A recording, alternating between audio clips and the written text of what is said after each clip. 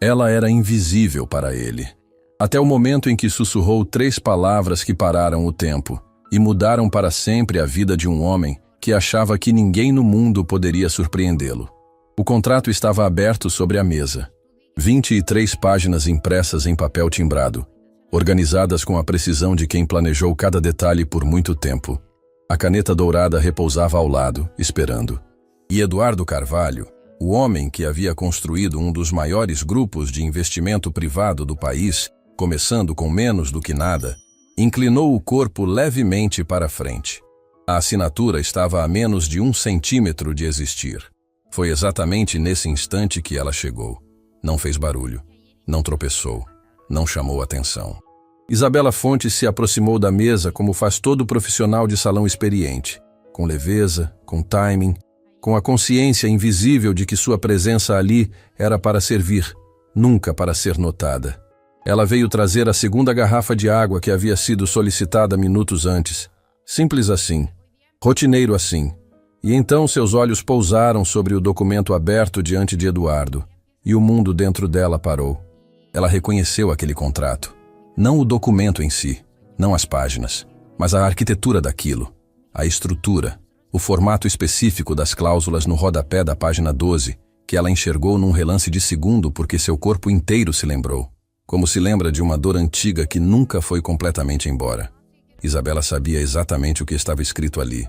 Sabia porque anos atrás, num escritório diferente, numa vida completamente diferente, ela havia segurado um documento quase idêntico nas mãos. E tudo o que veio depois destruiu cada coisa que ela amava. O restaurante Soleil não era o tipo de lugar onde decisões pequenas aconteciam.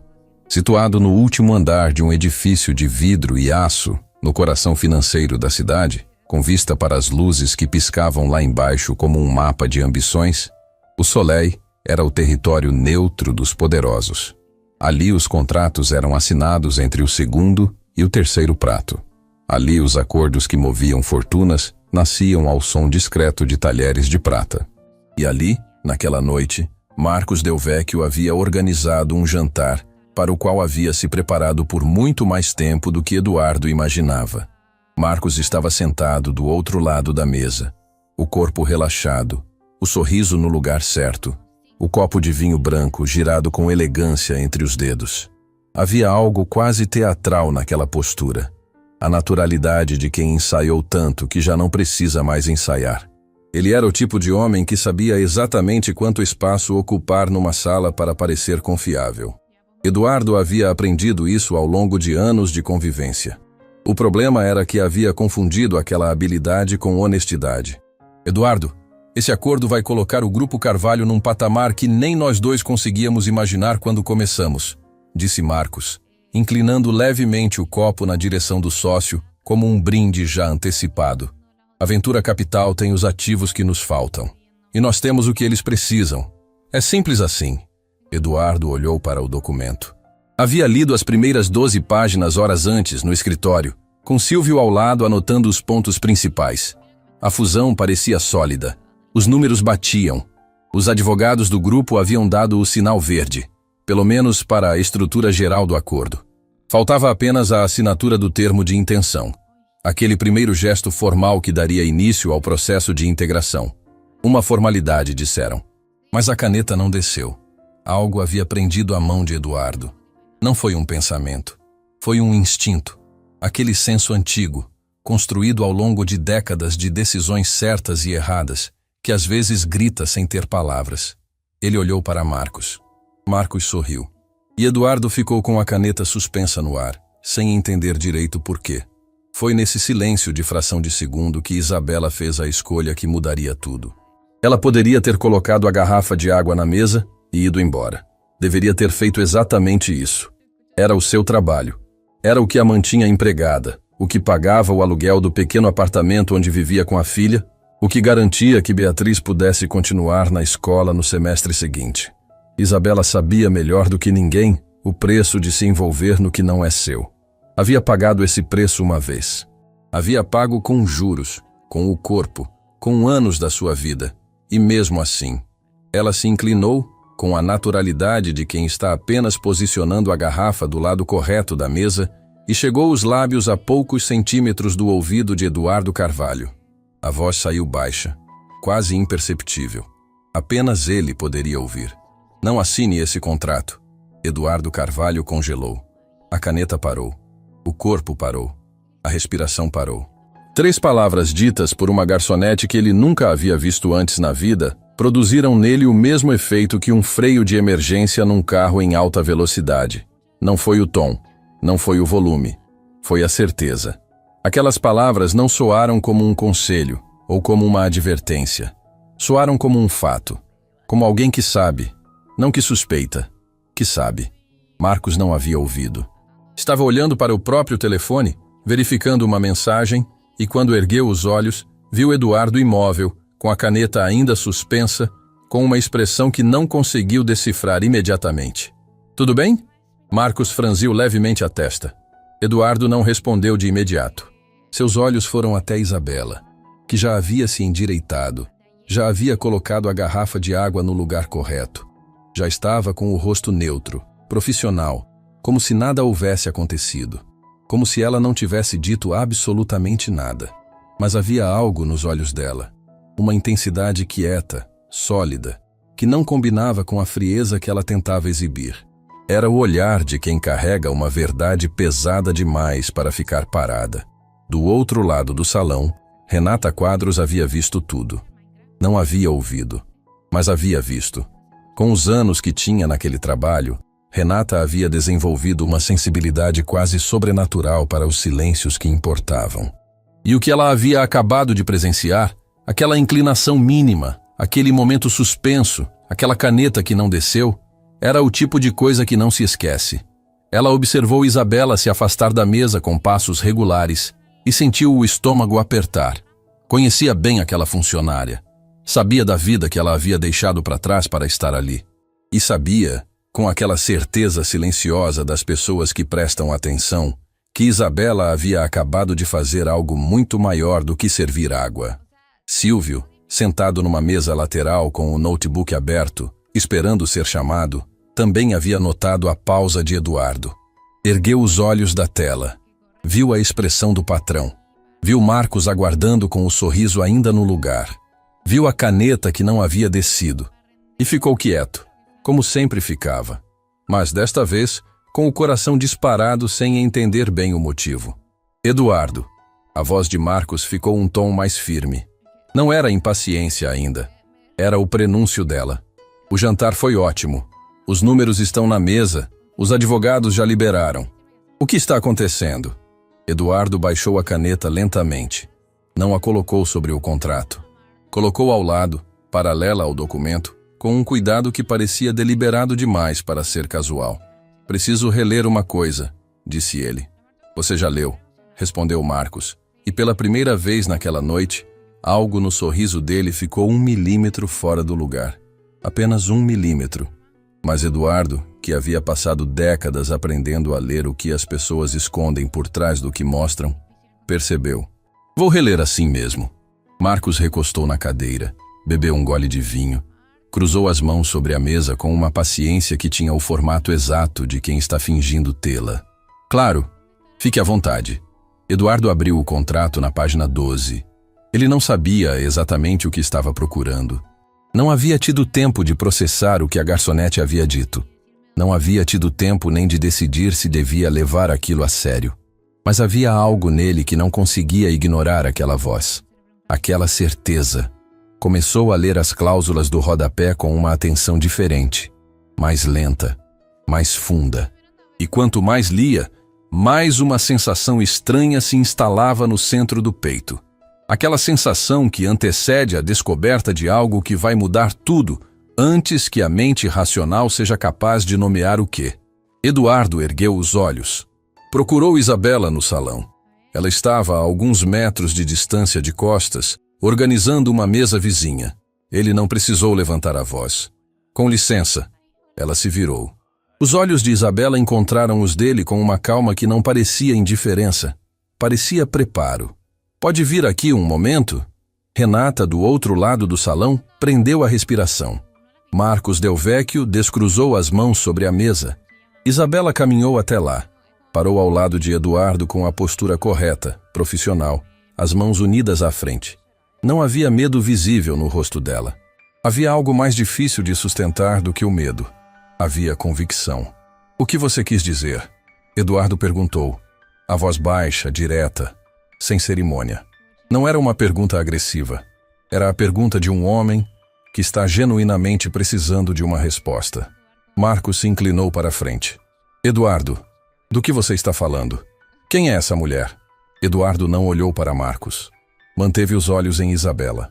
E ela respondeu, não em voz alta, não para a mesa inteira, apenas para ele, com a precisão de quem escolheu cuidadosamente cada palavra que estava prestes a dizer. A cláusula de controle na página 12 transfere a maioria decisória do Grupo Carvalho para uma empresa terceira em caso de acionamento do parágrafo de contingência. O nome dessa empresa não aparece no contrato. "Mas eu sei qual é esse nome, Sr. Carvalho. E quando o senhor souber também, vai entender por que não pode assinar isso." O silêncio que tomou aquela mesa durou talvez 5 segundos. 5 segundos em que Marcos Del Vecchio, pela primeira vez em toda aquela noite, perdeu o controle do próprio rosto. 5 segundos em que Eduardo Carvalho olhou para o homem que considerava sócio, amigo e irmão de batalha por mais de uma década e viu, naquele rosto que conhecia melhor do que o próprio, algo que nunca havia visto antes. Viu o instante em que a máscara racha, não cai, apenas racha. Uma linha fina, quase imperceptível, mas que para quem está olhando nos olhos certos, é tão clara quanto uma confissão. "Como você sabe disso?" A voz de Marcos saiu diferente, mais baixa, mais dura. O charme havia saído dela como água que escorre. Isabela não respondeu a Marcos. Manteve os olhos em Eduardo. E então, com a serenidade de quem sabe que o passo seguinte vai custar caro, mas dá o passo assim mesmo, ela disse o nome. O nome da empresa. O nome que não estava em nenhuma linha daquele contrato. O nome que Marcos havia passado meses enterrando em camadas de documentos paralelos para que ninguém jamais conseguisse chegar até ele sem ter o mapa certo. Eduardo Carvalho ficou imóvel, porque ele conhecia aquele nome. Havia assinado documentos com aquele nome anos atrás, documentos que pensava serem parte de uma operação encerrada, liquidada, sepultada no passado. O nome de uma empresa que, se aparecesse ligada ao Grupo Carvalho agora, não apenas destruiria a fusão, destruiria tudo. A caneta dourada continuou ao lado do contrato, intocada, e Isabela Fontes, a garçonete que Eduardo Carvalho jamais havia notado, ficou parada diante dele com o peso de um segredo que havia carregado por anos. Um segredo que ela não deveria ter. Um segredo que só fazia sentido se a história dela fosse muito maior e muito mais dolorosa do que qualquer pessoa naquela sala poderia imaginar. Mas isso, Eduardo ainda não sabia. Ainda. Eduardo Carvalho não era homem de hesitar. Em mais de 20 anos construindo o Grupo Carvalho, havia tomado decisões que moveram fortunas, encerrado parcerias que outros chamariam de intocáveis e enfrentado crises que teriam dobrado qualquer pessoa comum. Ele havia aprendido, da forma mais difícil possível, que no mundo dos negócios a hesitação tem um preço que ninguém consegue pagar 2 vezes. Mas naquela noite, diante de uma mulher que servia água num restaurante de luxo e que havia acabado de pronunciar um nome que não deveria existir na memória de ninguém, Eduardo Carvalho estava completamente parado. Não era paralisia, era processamento. A mente dele trabalhando em velocidade máxima por trás de um rosto que ele havia treinado para não revelar absolutamente nada. Marcos Del Vecchio se levantou da cadeira. O movimento foi rápido demais para ser natural. Rápido demais para ser a reação de um homem que não tinha nada a esconder. Ele se endireitou, abotoou o paletó com um gesto mecânico e, quando falou, a voz tinha recuperado parte do verniz de sempre, mas apenas parte. "Eduardo, eu não sei de onde essa mulher tirou esse nome, mas isso é claramente uma tentativa de sabotar um acordo que levamos meses construindo. Não podemos permitir que qualquer pessoa que apareça aqui com uma história conveniente nos faça perder tempo e dinheiro." Eduardo não respondeu. Continuou olhando para Isabela. Ela não recuou, não desviou o olhar. Havia algo na forma como ela ficou parada ali que Eduardo conhecia de outro lugar, de outra vida. Era a postura de quem já foi destruído uma vez e descobriu, no processo, que sobreviveu. É um tipo de coragem diferente da coragem de quem nunca perdeu nada. É mais silenciosa, mais firme, mais assustadora. Como você sabe o nome dessa empresa? Eduardo perguntou de novo, desta vez mais devagar, como se cada palavra fosse uma pedra colocada com cuidado sobre o chão instável daquela conversa. Isabela respirou fundo, e então fez algo que nenhum dos dois homens esperava. Ela puxou a cadeira vazia que estava do lado da mesa, aquela que havia sido usada durante o jantar por um dos assessores de Marcos que saíra mais cedo, e olhou para Eduardo com uma calma absolutamente desconcertante. "O senhor tem alguns minutos?" Marcos deu um passo à frente. "Ela não pode sentar aqui. Isso é completamente fora de lugar." "Marcos." A voz de Eduardo saiu baixa, mas havia algo nela que encerrou qualquer possibilidade de continuidade. Era o mesmo tom que ele usava nas reuniões de conselho quando alguém começava a falar mais do que precisava. Uma única palavra. Um único tom. E o silêncio que vinha depois não era educado, era necessário. Marcos fechou a boca. Eduardo fez um gesto sutil com a cabeça, indicando a cadeira. Isabela sentou. Do outro lado do salão, Renata Quadros observava a cena com o coração na garganta. Havia trabalho sendo feito nas outras mesas, garçons circulando, a música suave do ambiente preenchendo o ar como se nada de extraordinário estivesse acontecendo naquele canto. Mas Renata sabia. Podia sentir o peso daquilo daqui. Sabia quem era Isabela antes de ser garçonete. Sabia, porque Isabela havia contado numa única noite, depois do expediente, quando as duas ficaram fechando o salão e o silêncio ficou pesado demais para ser ignorado. Apenas uma vez. Apenas aquela noite. E Renata havia guardado aquilo com o cuidado de quem sabe que algumas histórias não pertencem a quem as ouve. Isabela começou a falar. Não com pressa. Não com drama. Com a precisão cirúrgica de alguém que havia ensaiado aquele momento na cabeça durante anos, sem nunca saber se ele um dia chegaria de verdade. Alguns anos atrás, ela havia trabalhado numa empresa chamada Estrutura Holding, um escritório de conformidade corporativa especializado em auditar contratos de fusão e aquisição para grandes grupos privados. Ela era especialista sênior, com anos de experiência, e havia chegado àquela posição através de um caminho que não tinha atalhos. Cada certificação conquistada à noite, cada promoção precedida por anos de entrega silenciosa. Ela era o tipo de profissional que os escritórios adoram ter, mas raramente sabem valorizar. Até o dia em que ela encontrou o que não deveria encontrar.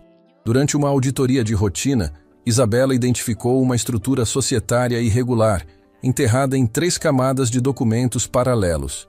Uma empresa fantasma, registrada em nome de terceiros, que aparecia como beneficiária em contratos de alto valor de forma sistemática. O padrão era sofisticado, era o tipo de coisa que um auditor comum nunca encontraria. Mas Isabela não era uma auditora comum. Ela levou o achado ao diretor do escritório. O diretor ouviu, agradeceu e pediu que ela não comentasse com ninguém enquanto a situação fosse devidamente avaliada. Isabela esperou. Semanas depois, foi chamada numa reunião. Não com o diretor, com um advogado externo que ela nunca havia visto, acompanhado de 2 pessoas que não se apresentaram. A reunião durou menos de 20 minutos. Ao final, ela foi informada de que havia um problema grave de conduta registrado contra ela, que documentos apontavam irregularidades no seu próprio trabalho e que, para evitar desdobramentos legais, seria melhor que ela assinasse um termo de rescisão voluntária e mantivesse confidencialidade absoluta sobre qualquer material que houvesse manuseado. Eduardo ouviu tudo isso sem piscar. Isabela continuou. A voz firme, mas havia um ponto, apenas um, onde ela precisou parar por 1 segundo. Não foi quando falou da demissão. Não foi quando falou dos meses que se seguiram tentando encontrar outro emprego e descobrindo que o mercado havia sido cuidadosamente fechado para ela, que seu nome circulava em conversas que ela nunca ouvia, mas cujos efeitos sentia em cada porta que não abria. Foi quando mencionou a filha. Beatriz tinha poucos anos quando tudo aconteceu. Era pequena o suficiente para não entender por que a mãe ficou semanas sem dormir direito, por que as coisas da casa começaram a sumir uma a uma, por que o apartamento grande virou um apartamento pequeno, por que a escola privada virou escola pública. Pequena o suficiente para não entender, mas grande o suficiente para perceber que a mãe estava carregando algo que machucava. Ela me perguntou uma vez se eu estava triste, disse Isabela, e pela primeira vez a voz saiu um fio mais fina do que o resto. Eu disse que não, que estava apenas cansada.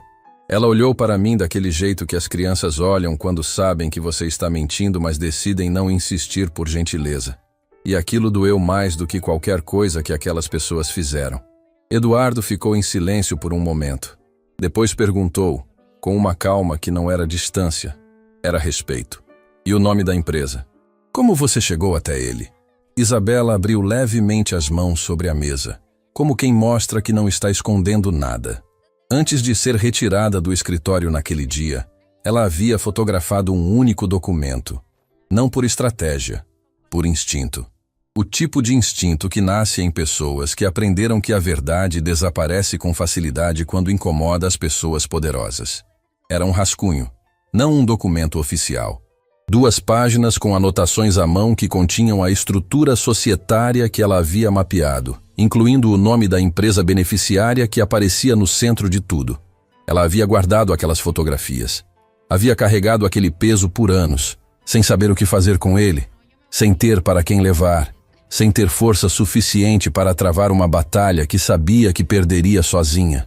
Havia construído uma vida nova do zero, aceitado trabalhos que estavam abaixo da sua qualificação, chegado àquele restaurante por indicação de uma conhecida, e havia aprendido a existir num silêncio que não era paz, era sobrevivência. Até aquela noite. Até aquelas 23 páginas abertas sobre a mesa. Até reconhecer, num relance de segundo, a arquitetura de um contrato que ela havia visto antes, com o mesmo formato, a mesma estrutura de cláusulas, a mesma lógica de ocultação que havia destruído a vida dela anos atrás.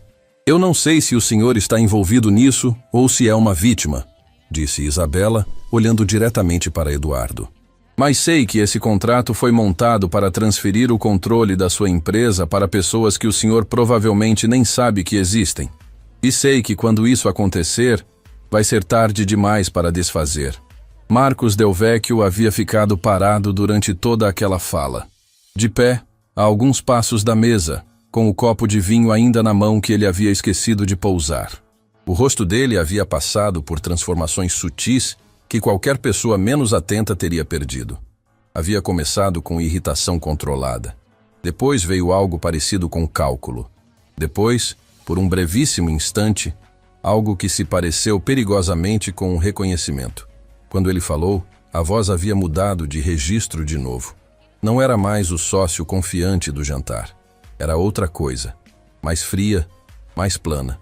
Eduardo, essa mulher está inventando uma história para parecer relevante. Isso acontece. Pessoas que tiveram problemas profissionais no passado, às vezes encontram formas criativas de se inserir em situações que não têm nada a ver com elas. Eu conheço o contrato.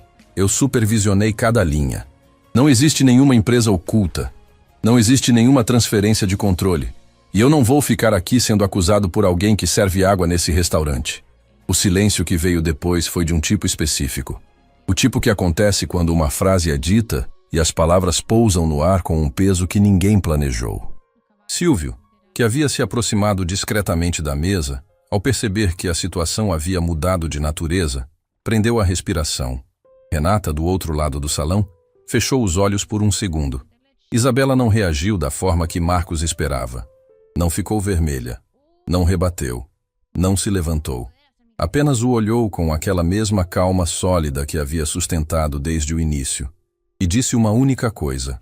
O nome da empresa é Carterra Gestão e Participações. Marcos não piscou, mas a mão que segurava o copo de vinho apertou imperceptivelmente. Apenas 1 milímetro. Apenas por meio segundo. Mas foi o suficiente. Eduardo viu. Eduardo viu porque estava olhando exatamente para aquela mão. Porque havia aprendido, ao longo de décadas, lendo salas, lendo pessoas, lendo o que existe entre as palavras, que a verdade raramente aparece no rosto de quem mente com habilidade. Aparece nas mãos, nos ombros, na linha da mandíbula, em lugares que o controle consciente esquece de monitorar. E naquele meio segundo, Marcos Del Vecchio entregou tudo.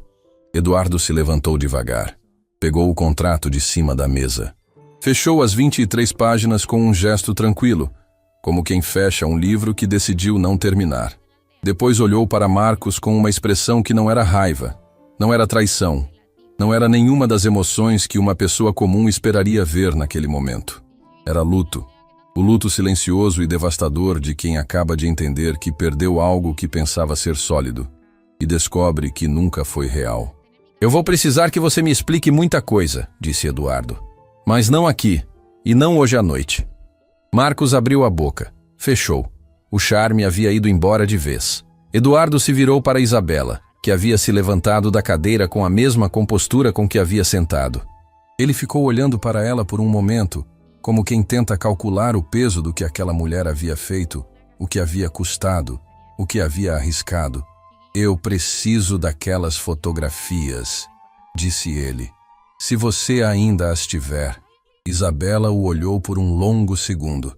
E então respondeu com algo que Eduardo não esperava. Eu nunca joguei fora. Naquela mesma noite, depois que os últimos clientes foram embora e o restaurante Soleil fechou suas portas envidraçadas para a cidade lá embaixo, Renata encontrou Isabela recolhendo os últimos utensílios do salão. O silêncio entre elas tinha uma textura diferente do silêncio de sempre. Você sabe o que vai acontecer agora, disse Renata. Não era uma pergunta. Isabela dobrou o pano de mesa com cuidado e não respondeu de imediato. Ficou olhando para aquele pedaço de tecido branco nas mãos, como se precisasse de um momento para organizar algo que estava desmontando e se remontando dentro dela ao mesmo tempo. Eu sei, disse ela por fim. Você não tem medo? Isabela levantou os olhos. E havia neles uma coisa que Renata nunca havia visto em nenhuma pessoa com quem trabalhou. Uma combinação que parecia impossível, mas existia ali, nítida e real. Havia medo e havia paz. Tenho, disse Isabela, mas já tive mais medo de passar o resto da vida me perguntando o que teria acontecido se eu tivesse dito alguma coisa. Ela pegou o casaco, apagou as luzes da sessão que era sua responsabilidade e saiu pela porta dos fundos com passos lentos e seguros.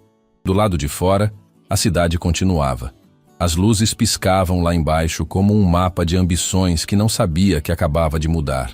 E em algum lugar naquela cidade, Eduardo Carvalho estava sentado no escritório vazio do seu grupo, com um contrato fechado sobre a mesa e o nome de uma empresa fantasma ecoando na cabeça como uma campainha que ninguém mais conseguiria desligar. Eduardo Carvalho não dormiu naquela noite. Ficou no escritório do grupo até as primeiras luzes da madrugada tomarem o horizonte pela janela panorâmica. Sobre a mesa, o contrato fechado. Na cabeça, o nome que Isabela havia dito com aquela calma impossível. Carterra Gestão e Participações. 3 palavras que ele conhecia. 3 palavras que não deveriam estar ali, naquele contexto, naquela noite, conectadas a Marcos, conectadas ao futuro do seu grupo, conectadas a tudo que ele havia construído. Silvio havia ficado também, não por ordem, por instinto. Era o tipo de lealdade que não precisa ser pedida porque já existe antes do pedido. Ficou numa mesa lateral, discreto como sempre, disponível sem ser invasivo, enquanto Eduardo ficava em silêncio por longos períodos e então, de repente, pedia alguma coisa com uma objetividade que não deixava espaço para perguntas. Puxa tudo o que você encontrar sobre a Carterra Gestão e Participações. Registros, sócios, histórico de operações, qualquer coisa que apareça. Silvio começou a pesquisar. E o que encontrou nas primeiras horas foi exatamente o que Eduardo temia encontrar. Pouca coisa. Quase nada. Uma empresa registrada em papel, com sócios cujos nomes não apareciam em lugar algum de relevância, sem histórico público de operações, sem presença identificável no mercado. O tipo de estrutura que existe para não ser encontrada. O tipo de invisibilidade que custa muito dinheiro para ser mantida e que só é necessária quando o que está sendo escondido vale mais do que o custo de esconder. Eduardo ficou olhando para a tela por um longo tempo. Depois, pegou o telefone e mandou uma mensagem para o número que Isabela havia escrito num guardanapo antes de sair do restaurante. Apenas uma linha. Quando você puder, preciso ver essas fotografias. A resposta chegou antes do amanhecer. Dias depois, num horário em que a cidade ainda não havia acordado completamente, Isabela entrou pela porta lateral do edifício sede do Grupo Carvalho, com um envelope pardo na mão e a expressão de quem dormiu pouco, mas pensou muito. Silvio a recebeu no saguão e a conduziu ao andar executivo sem dizer quase nada. O silêncio entre eles não era desconforto. Era respeito mútuo de duas pessoas que entendiam que o momento era sério demais para a conversa superficial. Eduardo estava de pé quando ela entrou. Não sentado atrás da mesa como um executivo recebendo uma visita. De pé, ao lado da janela, com o peso de uma noite sem sono visível, não na postura, que continuava ereta, mas nos olhos, que carregavam algo que a postura não conseguia esconder completamente. Isabela colocou o envelope sobre a mesa sem cerimônia. Eduardo abriu.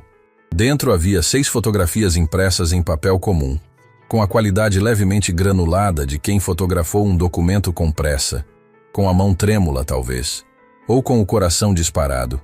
As imagens mostravam páginas manuscritas com anotações técnicas, setas, nomes e uma estrutura societária desenhada à mão que lembrava um mapa de raízes subterrâneas, complexa, deliberada, construída para crescer embaixo da terra onde ninguém vê. Eduardo estudou cada folha com uma atenção que ia além da leitura. Era o olhar de quem está tentando encaixar peças que existiam separadas por muito tempo. Depois parou numa página específica. Ficou nela por quase 2 minutos sem falar. "Você sabe o que isso significa?" perguntou sem erguer os olhos. "Sei", disse Isabela. "Significa que a Carterra não é uma empresa operacional. É um cofre. Ela existe para receber o controle acionário de grupos maiores através de cláusulas de contingência que só são acionadas quando o grupo-alvo está em situação de vulnerabilidade. Fusão, crise, transição, qualquer momento em que a atenção está voltada para fora, não para dentro." Eduardo ergueu os olhos. "E você sabia disso lá atrás, quando estava na estrutura holding?" "Eu sabia que a estrutura era irregular. Não sabia a dimensão completa. Fui retirada antes de terminar a análise." O silêncio que seguiu tinha textura. Eduardo voltou para as fotografias. Depois parou em outra página.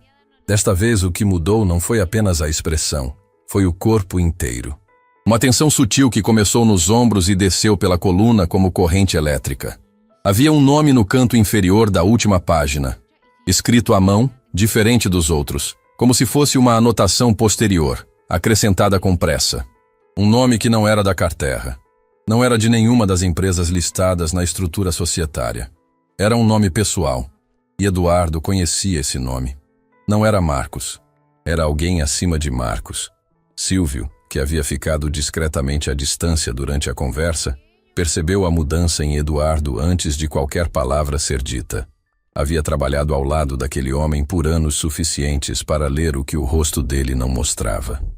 E o que estava acontecendo agora, naquele escritório, era diferente de tudo o que havia presenciado antes.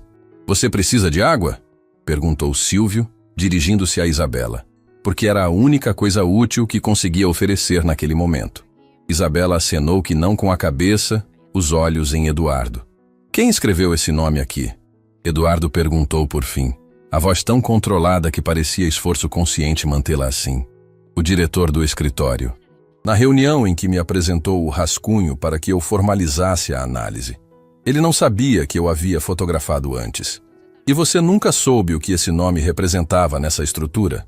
"Não completamente. Sabia que era alguém de fora do escritório. Alguém com autoridade suficiente para fazer um diretor experiente ficar nervoso só de escrever o nome no papel." Isabela fez uma pausa. "Agora que estou aqui, acho que estou começando a entender." Eduardo fechou as fotografias lentamente, colocou de volta no envelope e ficou com as mãos abertas sobre ele por um instante, como quem está decidindo o que fazer com algo que pesa mais do que aparenta. Depois olhou para Isabela com uma expressão que ela não esperava. Não era gratidão, embora houvesse gratidão ali. Não era alívio, embora houvesse isso também. Era algo mais fundo. Era o olhar de quem acaba de entender que a pessoa diante dele pagou um preço que não deveria ter sido dela para pagar. "Quantos anos você ficou carregando isso?" perguntou ele. Isabela levou 1 segundo para responder. Tempo suficiente para esquecer como é não carregar. Naquela mesma manhã, do outro lado da cidade, Marcos Del Vecchio estava sentado numa sala que não era a dele, com uma expressão que nunca aparecia nas reuniões de conselho.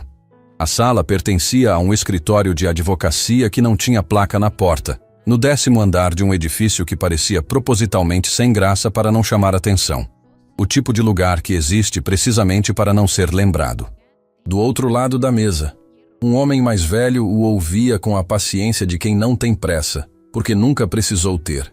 Cabelos grisalhos, terno escuro, mãos unidas sobre a mesa com a tranquilidade de quem passou décadas aprendendo que pânico é um luxo que pessoas ricas não podem se dar. Ela tinha as fotografias, disse Marcos. Não sei como. Não devia ter nada. O protocolo foi seguido. O homem mais velho não respondeu de imediato. Ficou olhando para Marcos com aquela expressão que não julgava nem consolava, apenas calculava. Eduardo viu as fotos? Ainda não sei. Mas ela foi ao prédio do grupo esta manhã. Outro silêncio. Desta vez mais longo. Isso muda o calendário, disse o homem mais velho por fim. Não muda o plano. Muda o calendário. Marcos abriu levemente as mãos sobre a mesa. Um gesto involuntário de quem quer dizer que não está entendendo completamente o que está sendo pedido. O que você quer que eu faça? O homem mais velho levantou os olhos para ele pela primeira vez desde o início da conversa. E havia naquele olhar uma frieza que não era raiva nem ameaça. Era algo mais difícil de nomear. Era a frieza de quem está completamente confortável com consequências que outras pessoas considerariam inaceitáveis. Por enquanto, nada. Você não faz nada. Você atende às ligações de Eduardo, você responde com normalidade. Você age como um homem que não tem nada a esconder. Porque é exatamente o que um culpado não consegue fazer. E Eduardo sabe disso. Marcos assentiu devagar. Mas havia algo na linha da mandíbula dele que revelava o que as palavras não diziam. Havia medo ali. O tipo específico de medo de quem entende que as peças saíram do controle e que a jogada seguinte não é mais dele. De volta ao Grupo Carvalho, Isabela estava prestes a sair quando Eduardo a chamou uma última vez. Isabela. Ela se virou na porta. O que você fez lá atrás, na estrutura holding? Denunciar a irregularidade ao seu diretor. Sabendo o que aconteceu depois, você faria de novo? Era uma pergunta que parecia simples e não era. Era a pergunta de um homem tentando entender do que aquela mulher era feita. Tentando entender se o que havia acontecido na noite anterior era coragem ou impulsividade, ou algo mais complexo do que qualquer uma dessas palavras conseguia nomear. Isabela segurou a pergunta por um momento. Depois respondeu com uma honestidade que não tinha performance. Faria. Não porque foi fácil, porque era certo. E eu descobri que quando você abre mão do que é certo para se proteger, você se protege de tudo, inclusive de você mesma. E aí não sobra muita coisa para proteger. Eduardo ficou com aquela frase ecoando muito depois que a porta fechou. Silvio, que havia ouvido da mesa lateral, ficou em silêncio por um momento. Depois, sem que Eduardo tivesse pedido nada, abriu o notebook e começou a puxar tudo que existia sobre a estrutura holding, sobre seus ex-diretores, sobre os casos encerrados nos anos anteriores, sobre os nomes que apareciam e desapareciam em documentos que ninguém havia juntado ainda. A história de Isabela e a história do Grupo Carvalho acabavam de se tornar a mesma história. E o nome escrito à mão naquela última fotografia estava prestes a mudar tudo o que Eduardo pensava que sabia sobre as pessoas em quem havia confiado por toda uma vida. Era exatamente por isso que Eduardo o havia contratado anos atrás, quando a maioria dos executivos da sua idade buscava assistentes que impressionassem clientes e enchessem reuniões com energia visível. Eduardo queria o oposto. Queria alguém que ouvisse mais do que falava, que registrasse mais do que perguntava, e que entendesse que a função de quem apoia uma liderança real não é brilhar ao lado dela, é garantir que ela tenha o chão firme sob os pés para caminhar. Silvio havia levado isso a sério durante todos esses anos. Tão a sério que havia desenvolvido, quase sem perceber, uma habilidade específica que ia muito além das atribuições formais do seu cargo. Ele sabia encontrar o que não estava sendo mostrado.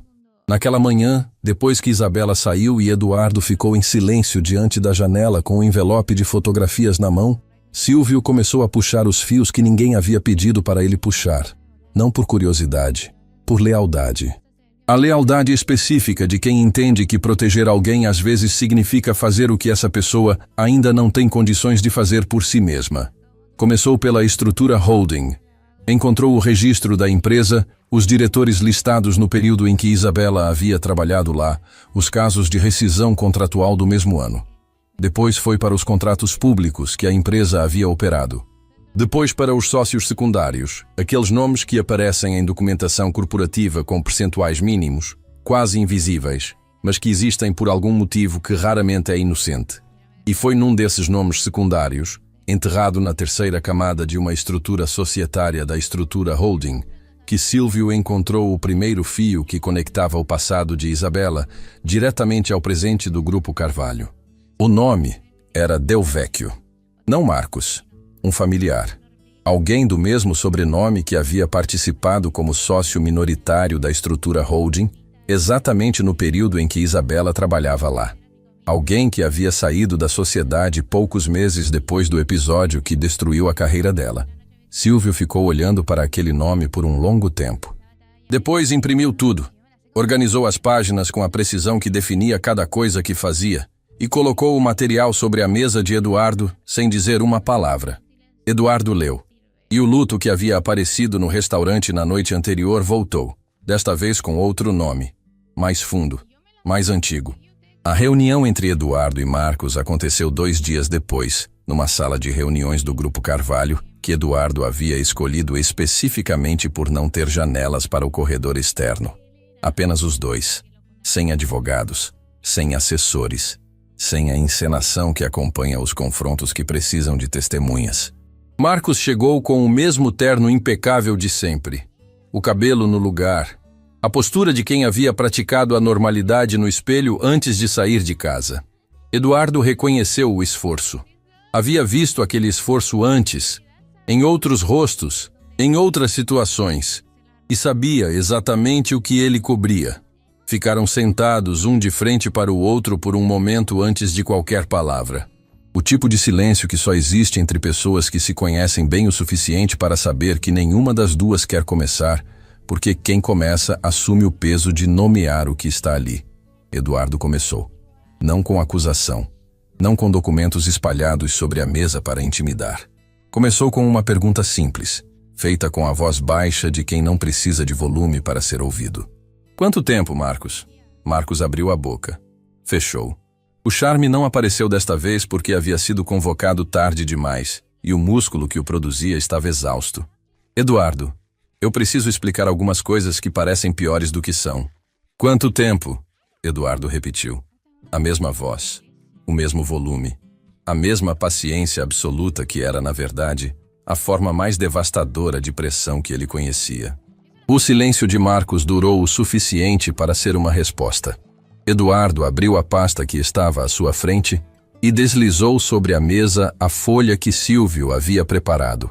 O nome da família Del Vecchio na estrutura societária da estrutura holding, com datas, percentuais e o registro da saída coincidindo com a demissão de Isabela. Marcos olhou para o papel.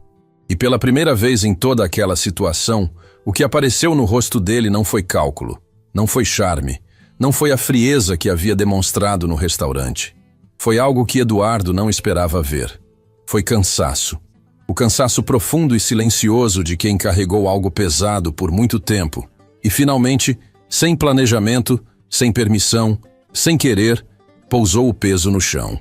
Não foi assim que começou, disse Marcos. A voz diferente, mais real, mais velha. Me diz como foi. O que Marcos contou nos 40 minutos seguintes não era a história de um vilão construindo um plano com precisão fria.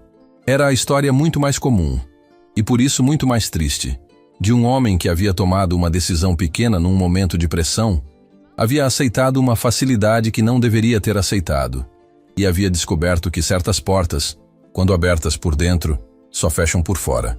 A carteira havia sido apresentada a Marcos como uma oportunidade. Uma estrutura de proteção patrimonial, disseram. Algo comum entre sócios de grupos do tamanho do Grupo Carvalho. O homem que havia apresentado a oportunidade era alguém que Marcos conhecia há décadas. Alguém em quem havia confiado antes de entender completamente o que aquela confiança custaria. Quando Marcos percebeu a dimensão real do que a carteira representava, ele já estava dentro. E dentro, descobriu que saída não era uma opção que a estrutura oferecia. Você sabia que Isabela estava na estrutura holding quando tudo aconteceu? Perguntou Eduardo.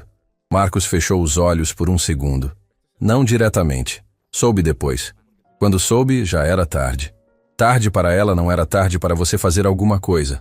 Não era acusação. Era um fato. E os fatos, quando ditos com calma, pousam com mais peso do que qualquer grito. Marcos não respondeu. Não havia resposta que servisse. Eduardo juntou os papéis, fechou a pasta e ficou olhando para o homem à sua frente com uma expressão que havia passado por várias coisas naqueles 40 minutos.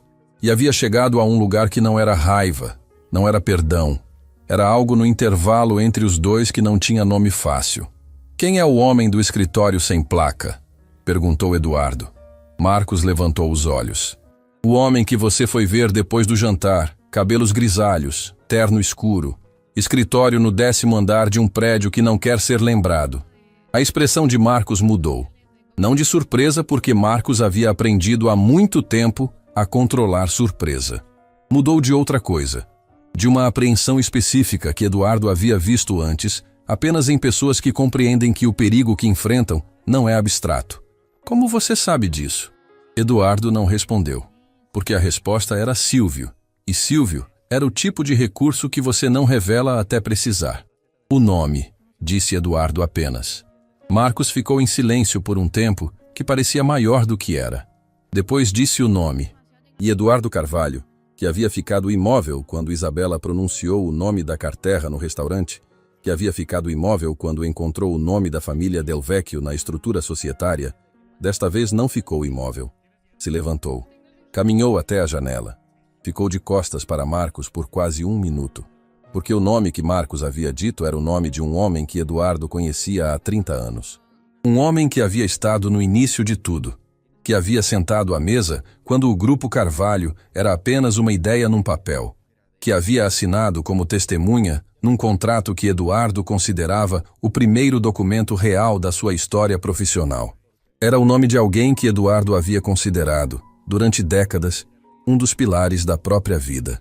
Isabela soube do encontro entre Eduardo e Marcos pela mensagem que Silvio enviou naquela tarde. Curta, objetiva, sem detalhes que não eram necessários naquele momento. Apenas a confirmação de que a conversa havia acontecido e que Eduardo precisaria falar com ela em breve. Ela leu a mensagem no intervalo do turno, sentada na área de descanso dos funcionários do Soleil, com o uniforme ainda no corpo e o telefone na mão. Renata estava ao lado preparando o caderno de reservas para o serviço da noite. Foi ele? Perguntou Renata, sem erguer os olhos do caderno, porque conhecia Isabela bem o suficiente para saber que aquela expressão significava que algo havia se movido. Foi, disse Isabela. Renata ficou em silêncio por um momento. Depois fechou o caderno e olhou para a amiga com a franqueza direta das pessoas que não sabem ser de outro jeito. Como você está? Era uma pergunta pequena que continha uma pergunta muito maior. Como você está agora que aquilo que você guardou por anos começou a se mover? Agora que o silêncio que você construiu para sobreviver está sendo desfeito em tempo real?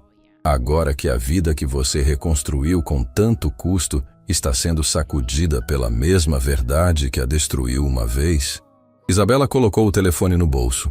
Olhou para as mãos por um segundo, como se a resposta estivesse ali de alguma forma. Estou com medo, disse ela, sem rodeio, sem diminuição. Mas é um medo diferente do de antes. Antes eu tinha medo e estava sozinha. Agora tenho medo e tem alguém do outro lado. Renata assentiu devagar. Beatriz sabe de alguma coisa? Não. E não vai saber até eu ter certeza de como isso vai terminar. E se não terminar bem? Isabela levantou os olhos para Renata. E havia neles aquela combinação que Renata havia visto uma semana antes, ao fechar o restaurante, e que não havia esquecido. Medo e paz no mesmo lugar. A coexistência impossível que só existe em pessoas que já desceram ao fundo de si mesmas e voltaram. Então, pelo menos vai terminar com a verdade em cima da mesa. E isso já é mais do que eu tive da última vez. Naquela noite, Eduardo ficou no escritório novamente. Mas desta vez, não com o contrato. Com uma caixa que havia mandado Silvio buscar num arquivo morto do grupo. Uma caixa de documentos de mais de 30 anos atrás, do período em que o Grupo Carvalho estava nascendo, quando os contratos eram simples e as pessoas pareciam ser o que diziam ser. Ele abriu a caixa, começou a revirar os documentos com as mãos de alguém que está procurando algo que espera não encontrar. Encontrou. O nome estava lá, não em nenhuma cláusula suspeita, não em nenhuma estrutura irregular. Estava exatamente onde havia sido colocado com orgulho 3 décadas antes, na linha da testemunha de um dos primeiros contratos que Eduardo havia assinado na vida. E ao lado daquele nome, numa letra que Eduardo reconhecia porque havia visto em bilhetes, em cartões, em mensagens de anos e anos de convivência, estava uma anotação à margem, pequena, escrita com a caneta azul que aquela pessoa usava sempre. 3 palavras. Não as mesmas 3 palavras que Isabela havia sussurrado no restaurante. 3 palavras diferentes, mas que chegavam ao mesmo lugar. Eduardo fechou a caixa. Ficou em silêncio por um longo tempo. Depois pegou o telefone e fez uma ligação que havia evitado fazer desde aquela noite no Soleil. A ligação para o homem cujo nome havia sido dito naquela sala sem janelas, pelo sócio em quem havia confiado, sobre um passado que pensava estar enterrado. O telefone chamou 2 vezes. E então, a voz que Eduardo havia ouvido toda a vida, a voz de alguém que havia estado presente nos melhores e piores momentos de uma história inteira, atendeu do outro lado. Não havia mais como fingir que aquilo podia esperar. A ligação durou menos de 2 minutos. Não porque houvesse pouco a dizer, havia décadas a dizer. Havia 30 anos de história compartilhada, de jantares, de viagens, de conversas longas que Eduardo havia guardado com o cuidado de quem guarda coisas que acredita serem eternas. Havia gratidão acumulada, referências trocadas, momentos em que aquela voz havia sido o único ponto fixo num mundo que girava rápido demais. Havia tudo isso para dizer, mas Eduardo não disse nada disso. Disse apenas que precisavam se encontrar, que era urgente, que não era o tipo de assunto para telefone. E a voz do outro lado, depois de uma pausa que durou exatamente tempo suficiente para revelar que a ligação não era surpresa, respondeu que sim, que conhecia um lugar, que poderiam se encontrar na manhã seguinte. Eduardo desligou. Ficou com o telefone na mão por um momento, olhando para o aparelho como se esperasse que ele desfizesse o que havia acabado de acontecer. Depois o pousou sobre a mesa com um cuidado excessivo, o tipo de cuidado que as mãos desenvolvem quando a mente está ocupada demais para monitorá-las. Silvio havia ouvido apenas o lado de Eduardo da conversa. Não perguntou nada. Mas quando Eduardo disse o nome do lugar onde o encontro aconteceria, Silvio o anotou sem que precisasse ser pedido, e ambos entenderam, sem que nenhuma palavra fosse trocada sobre isso, que Silvio estaria nas proximidades naquela manhã. O lugar era um clube privado que existia há tanto tempo na cidade que havia se tornado parte da paisagem sem que a maioria das pessoas soubesse exatamente o que acontecia dentro dele.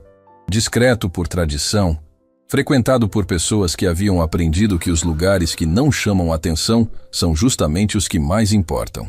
Eduardo havia estado ali poucas vezes, sempre como convidado, sempre acompanhando o homem que agora estava sentado à sua frente numa poltrona de couro escuro, com uma xícara de café intocada sobre a mesa lateral. Arnaldo Vasconcelos tinha mais de 70 anos e carregava essa idade com a naturalidade de quem nunca precisou lutar contra o tempo, porque sempre soube usá-lo a seu favor. Cabelos completamente brancos, postura de quem foi criado para ocupar espaços sem pedir licença.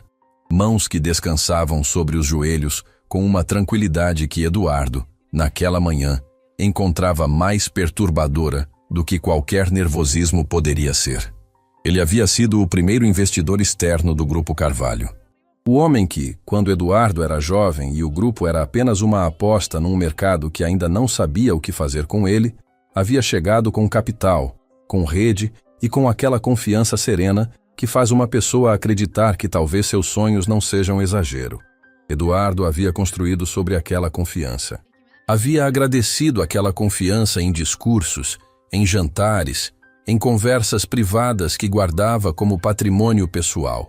E agora estava sentado diante dela, tentando entender como algo que parecia tão sólido havia sido, desde o princípio, outra coisa completamente. "Você sabe por que estou aqui?", disse Eduardo. Não era pergunta. Arnaldo levantou os olhos. Havia neles algo que Eduardo não esperava encontrar, e que, por isso, chegou com força redobrada. Não havia frieza. Não havia o cálculo que Eduardo havia imaginado durante toda a noite anterior. Havia cansaço. O mesmo cansaço que havia visto em Marcos 2 dias antes, mas mais velho, mais fundo, mais sedimentado. Eu sei, disse Arnaldo. Então me explica. Arnaldo ficou em silêncio por um momento. Depois se inclinou levemente para frente, colocou os cotovelos sobre os joelhos e começou a falar com a voz de quem finalmente pousou algo que carregou longe demais. A Carterra havia nascido de uma situação que Arnaldo descreveu como uma pressão que ele mesmo não havia escolhido inteiramente. Uma dívida antiga, de um período anterior ao Grupo Carvalho, com pessoas que não aceitavam negociação e que haviam apresentado a estrutura da Carterra não como uma opção, mas como a solução que ele iria adotar. O que havia começado como uma forma de liquidar uma obrigação havia se expandido, ao longo dos anos, porque estruturas construídas sobre coerção não param quando você quer que parem. Elas crescem porque precisam crescer para continuar escondendo o que já cresceu antes. O Grupo Carvalho havia entrado no plano não desde o início, mas num ponto em que a expansão da Carterra precisava de um ativo de peso para se legitimar. Marcos havia sido a entrada, porque Marcos tinha a vulnerabilidade certa no momento certo, uma pressão financeira pessoal que o havia deixado com uma janela aberta, que Arnaldo, com tristeza que parecia genuína, havia usado. Você me usou, disse Eduardo, a voz ainda controlada, mas com uma rachadura fina que quem não o conhecesse não perceberia. Eu te protegi durante anos, disse Arnaldo. A Carterra nunca foi acionada contra você. Enquanto eu tive controle sobre o calendário, mantive o grupo fora do alcance. E o contrato do jantar? Arnaldo fez uma pausa. O contrato do jantar foi Marcos agindo além do que eu havia autorizado. Ele estava com medo que a estrutura fosse exposta e decidiu acelerar o processo por conta própria. Eu não sabia da data daquele jantar, até que já havia acontecido. Eduardo ficou olhando para ele por um tempo longo. Havia uma parte daquilo que soava como verdade, e havia uma parte que soava como a versão da verdade que um homem inteligente constrói quando sabe que chegou a hora de ser encontrado. Eduardo havia ouvido versões suficientes de ambas para saber que a linha entre elas raramente é nítida. Tem uma mulher chamada Isabela Fontes, disse Eduardo. Algo atravessou o rosto de Arnaldo. Rápido, mas estava lá. O que aconteceu com ela na estrutura holding foi parte disso? Arnaldo baixou os olhos para as próprias mãos. E aquele gesto, aquele único gesto de não conseguir sustentar o olhar de Eduardo, disse mais do que qualquer resposta. A estrutura holding tinha sócios ligados à Carterra, disse Arnaldo por fim. Quando ela encontrou o que encontrou, a decisão de como lidar com aquilo não foi minha. Mas eu soube, e não fiz nada. O silêncio que veio depois era de um tipo que Eduardo nunca havia experimentado naquela sala. Era o silêncio de uma perda que não é súbita, porque demorou 30 anos para acontecer, mas que dói como se tivesse acontecido agora, neste segundo, sem aviso. Ela perdeu tudo, disse Eduardo. Eu sei. Uma filha pequena, anos reconstruindo do zero, carregando um segredo que não era dela para carregar porque você soube e não fez nada. Arnaldo não respondeu. Havia chegado ao limite do que a linguagem consegue fazer quando o que foi feito não tem conserto em palavras. Eduardo se levantou. Não com violência. Com a solenidade de quem entende que certas conversas terminam não quando as perguntas acabam, mas quando as respostas que importavam já foram dadas. Eu vou precisar de tudo que você tem sobre a Carterra, disse Eduardo. Documentos, estrutura, nomes, tudo. Não para te destruir, para desfazer o que pode ser desfeito. Arnaldo ergueu os olhos. E Isabela Fontes vai receber o que perdeu. Não como favor. Como obrigação, você vai garantir isso. Não era pedido.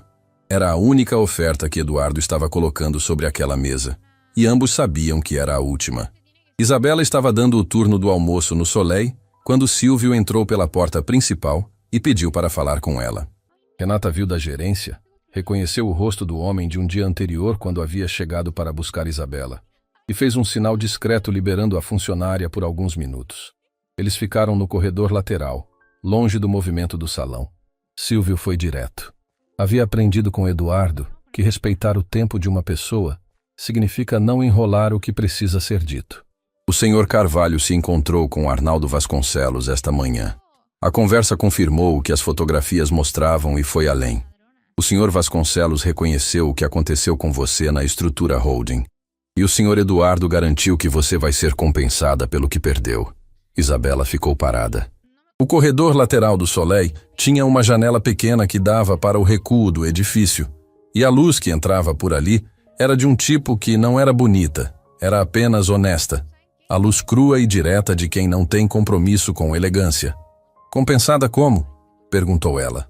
A voz neutra, porque havia aprendido a não deixar o coração chegar antes da informação. Isso vai ser conversado com você diretamente. Mas ele pediu que eu dissesse que não é caridade. Foram as palavras dele. Isabela ficou em silêncio por um momento. Depois fez uma pergunta que Silvio não esperava. Ele está bem? Silvio entendeu o que estava sendo perguntado. Não a saúde, não os negócios. O interior, o lugar onde as pessoas guardam o que as sustenta. Não, disse Silvio, com a honestidade direta de quem não vê utilidade em fingir. Mas está em pé. E para o Sr. Eduardo, estar em pé já foi o suficiente outras vezes. Isabela assentiu devagar.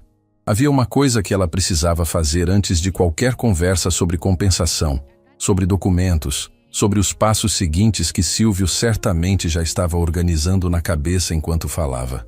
Preciso buscar minha filha na escola hoje, disse ela. Preciso ficar com ela esta tarde. Silvio a olhou por um segundo. Depois assentiu como se aquilo fosse a resposta mais sensata que havia ouvido em dias. Eu aviso o Sr. Eduardo. Beatriz tinha a idade de quem ainda acredita que o mundo funciona de forma justa, porque ainda não teve provas suficientes do contrário. Saiu da escola com a mochila maior do que parecia suportar, e quando viu a mãe esperando no portão, fora do horário habitual, num dia que não era dia de busca antecipada, parou por um segundo antes de correr. As crianças percebem mais do que os adultos acreditam.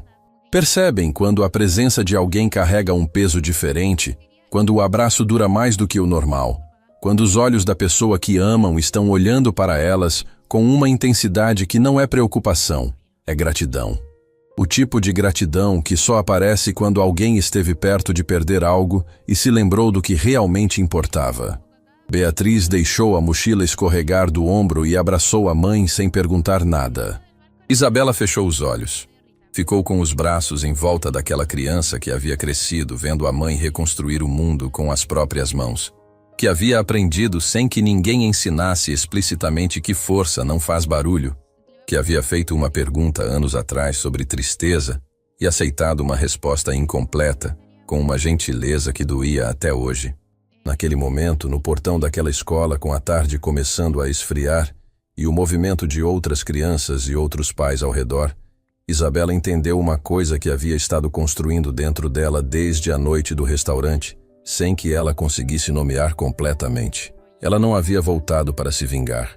Não havia sussurrado aquelas 3 palavras por raiva, ou por ressentimento, ou por qualquer versão do desejo de ver o que havia sido feito a ela, desfeito nas pessoas que o fizeram. Havia sussurrado porque era certo. Porque a mulher que ela havia se tornado do outro lado de tudo aquilo ainda acreditava que fazer o que é certo tem valor mesmo quando ninguém está vendo. Mesmo quando custa demais. Mesmo quando você é a única pessoa na sala disposta a pagar o preço. E talvez, pensou ela com os braços ainda em volta de Beatriz, talvez a maior redenção não fosse o que estava por vir nos dias seguintes, as conversas, os documentos, a compensação que Silvio havia mencionado. Talvez a maior redenção já houvesse acontecido anos atrás, num apartamento pequeno, quando ela havia olhado para uma criança que perguntava se a mãe estava triste e havia decidido, em silêncio, que não ia deixar que o que fizeram a ela fizesse a ela mesma. Vamos comer alguma coisa? Disse Isabela, se afastando levemente para ver o rosto da filha. Beatriz sorriu. Pode ser. E elas caminharam juntas pela calçada com a leveza de 2 pessoas que estão exatamente onde precisam estar, enquanto do outro lado da cidade, em salas de reuniões e escritórios e corredores onde decisões pesadas circulam como ar, A história que Isabela havia começado a mover com 3 palavras sussurradas continuava seu caminho inevitável. O mundo ainda não sabia o que estava prestes a mudar, mas estava prestes a saber. Arnaldo Vasconcelos cumpriu o que havia sido exigido.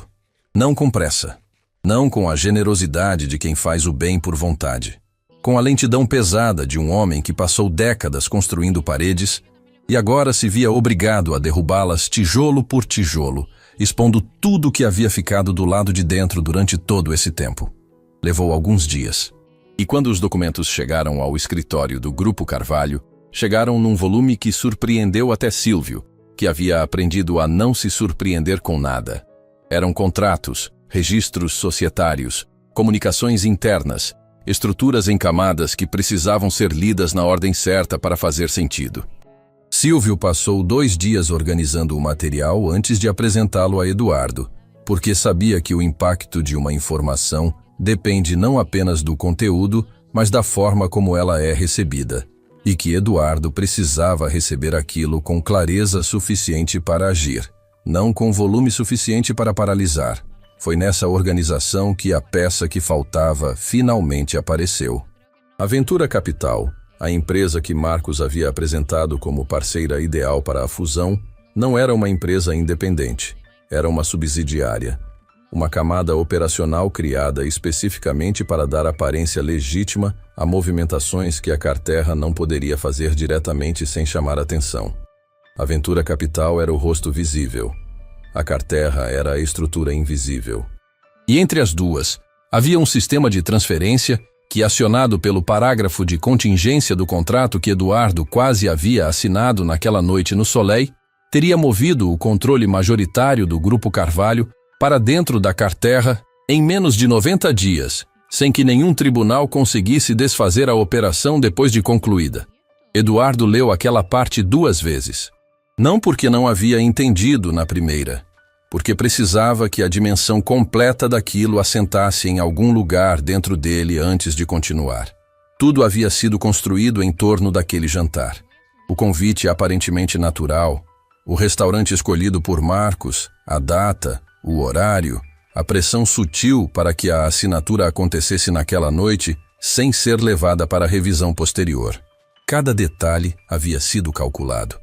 E se uma garçonete que servia a água não houvesse reconhecido a arquitetura de um crime que havia destruído a própria vida anos antes, nenhum desses detalhes teria importado, porque o contrato já estaria assinado.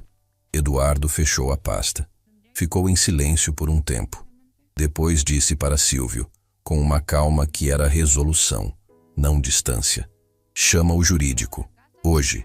Quero o contrato das 23 páginas analisado linha por linha à luz desses documentos. E quero saber quais autoridades competentes precisam receber esse material. Silvio já estava pegando o telefone antes que a frase terminasse. O contrato que havia ficado intocado sobre a mesa do Soleil naquela noite estava prestes a se tornar a peça central de algo muito maior do que uma fusão cancelada. Isabela soube da extensão completa do que os documentos revelavam não por Eduardo diretamente, mas por Silvio, que havia desenvolvido o hábito de mantê-la informada com a mesma objetividade respeitosa que usava para tudo.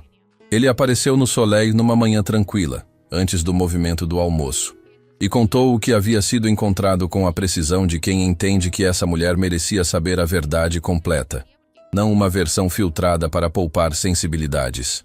Isabela ouviu tudo de pé, apoiada no balcão da área de descanso, com uma xícara de café esfriando na mão que ela havia esquecido de tomar. Quando Silvio terminou, ela ficou em silêncio por um longo momento. Depois fez uma pergunta que ele não esperava. A estrutura que eles montaram, a Carterra, Aventura Capital, tudo isso. Quantos outros grupos podem ter sido alvo disso além do Grupo Carvalho? Silvio a olhou. Era exatamente a pergunta que ele próprio havia feito a Eduardo 2 dias antes. Estamos levantando isso agora, disse ele. Isabela assentiu. E havia no olhar dela algo que havia mudado desde a primeira noite. Algo que Silvio percebeu, mas não nomeou na hora. Não era alívio, era propósito. como se o que havia começado como um impulso de fazer o certo numa fração de segundo estivesse se expandindo para algo que ela ainda estava aprendendo a dimensionar. Renata havia ouvido parte da conversa da gerência. Quando Silvio saiu, ela se aproximou de Isabela com a xícara de café que a amiga havia esquecido de tomar e trocou por uma quente, sem dizer nada. Isabela olhou para ela. Renata fez um gesto com a cabeça que significava tudo que não precisava ser dito em voz alta. O encontro entre Eduardo e Isabela aconteceu dias depois, num escritório diferente dos anteriores. Não a sala executiva principal, não a sala de reuniões onde Eduardo havia confrontado Marcos. Um espaço menor, mais simples, com 2 poltronas e uma mesa redonda que não tinha lado de quem manda e lado de quem obedece. Eduardo havia escolhido aquele espaço com intenção, e Isabela, quando entrou, percebeu essa intenção e ficou quietamente grata por ela. Eduardo foi direto. Havia aprendido que Isabela não precisava de introduções longas, que ela era o tipo de pessoa que respeita quem respeita o tempo dela. Os documentos que Arnaldo entregou confirmaram tudo o que você sabia e foram além. A Ventura Capital era uma extensão operacional da Carterra. O contrato daquela noite, se assinado, teria transferido o controle do grupo em menos de 3 meses por meios que nenhum recurso legal desfaria a tempo. Ele fez uma pausa. Você salvou o que eu construí em 30 anos com 3 palavras numa fração de segundo.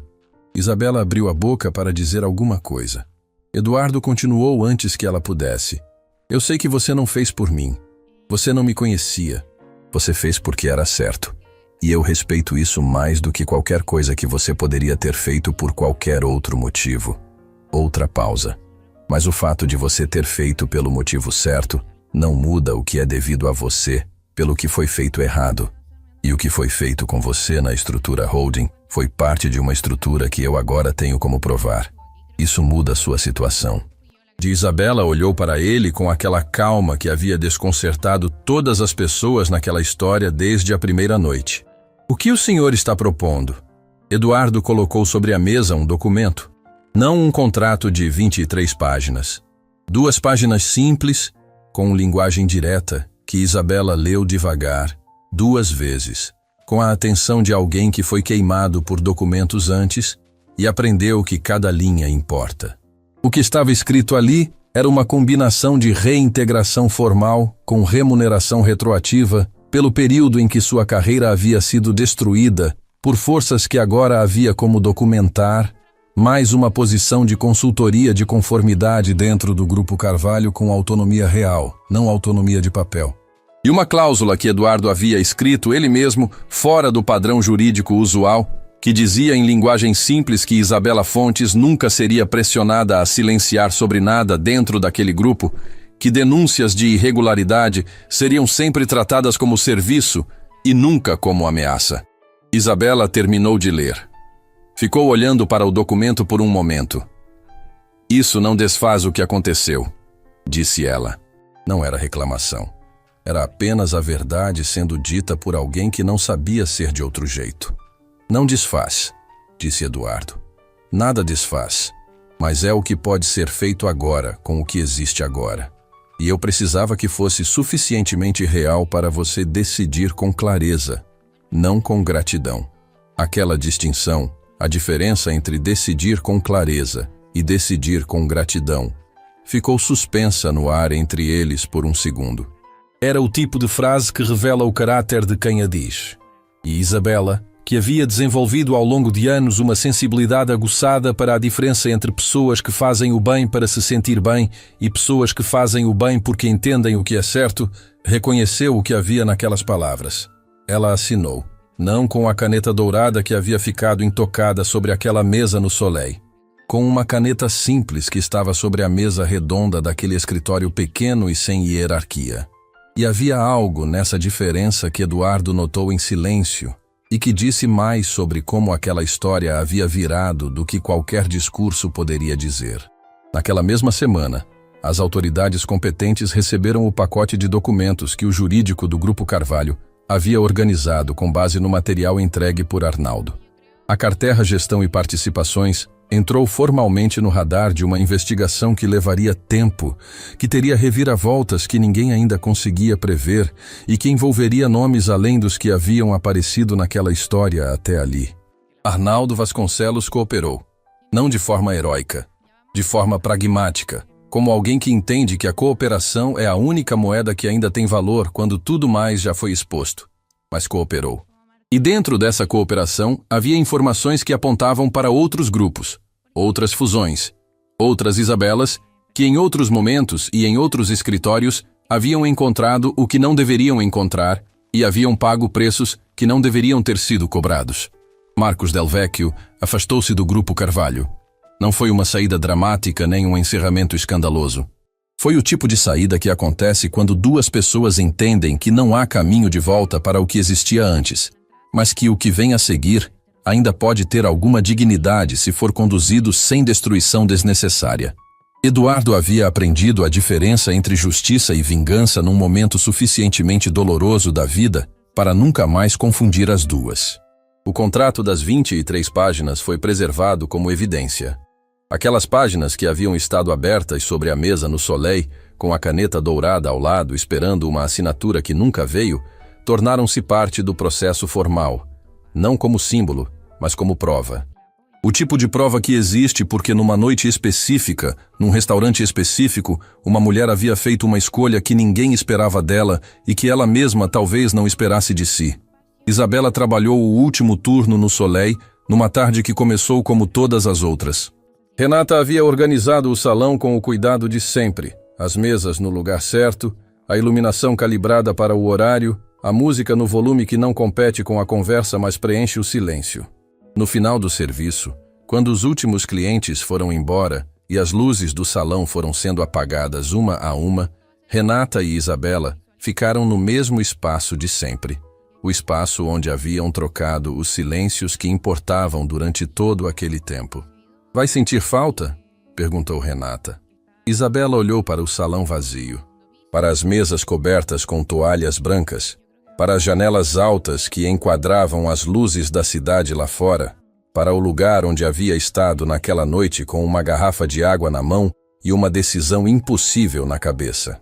"De algumas coisas", disse ela, e olhou para Renata de um jeito que deixava claro que uma das coisas de que sentiria falta estava parada bem na sua frente. Renata fez aquele gesto com a cabeça que significava tudo sem precisar de palavras.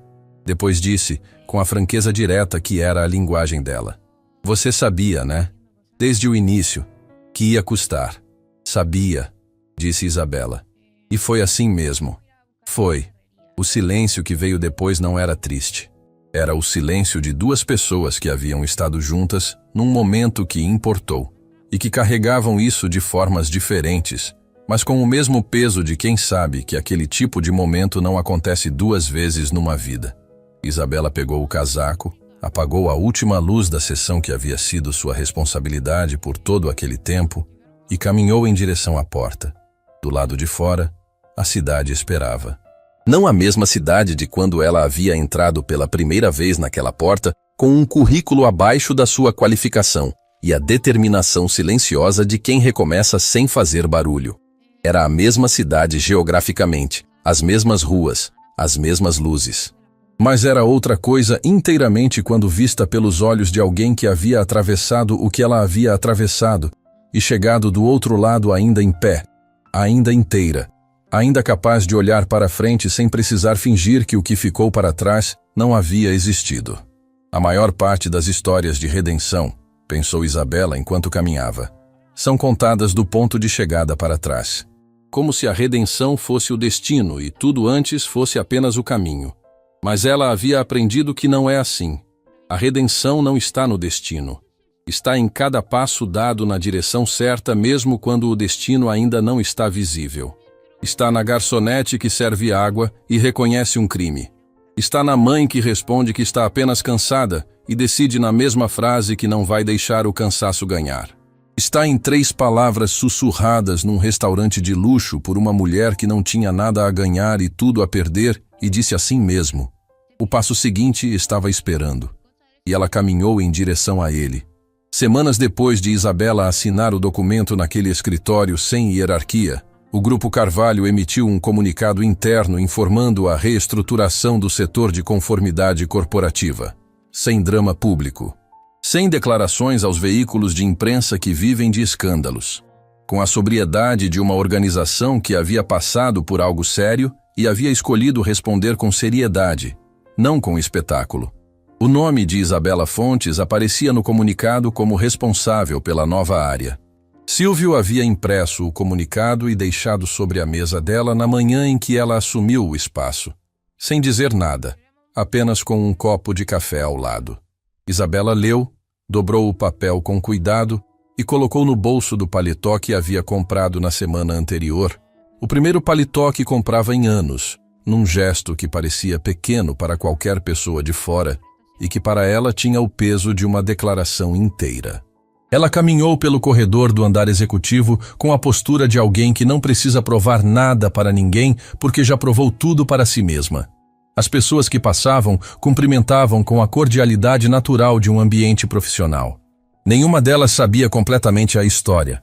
Algumas sabiam partes. Nenhuma precisava saber tudo para reconhecer, naquela presença, que havia algo diferente no jeito como aquela mulher ocupava um espaço. Como se ela soubesse exatamente quanto custava.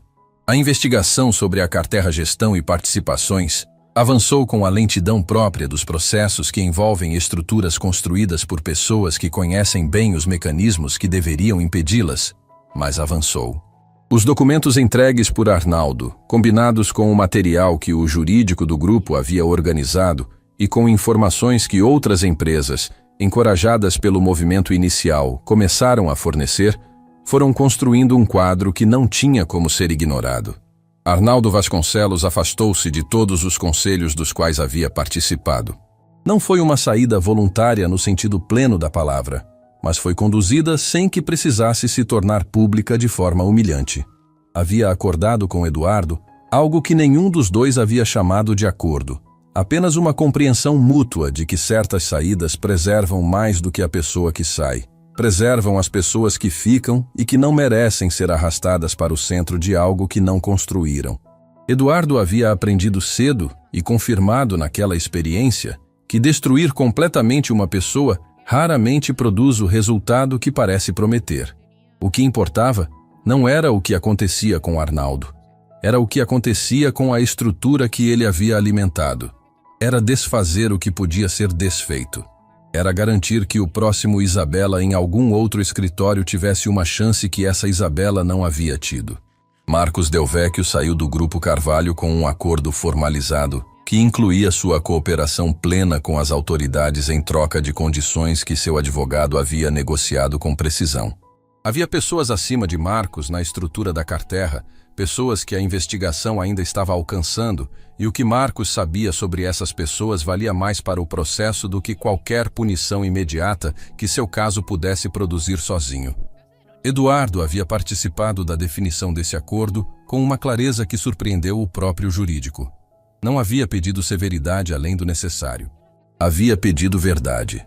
Havia pedido que tudo que Marcos sabia chegasse às mãos certas para que o trabalho real, o trabalho de desmontar o que havia sido construído, pudesse ser feito de forma completa.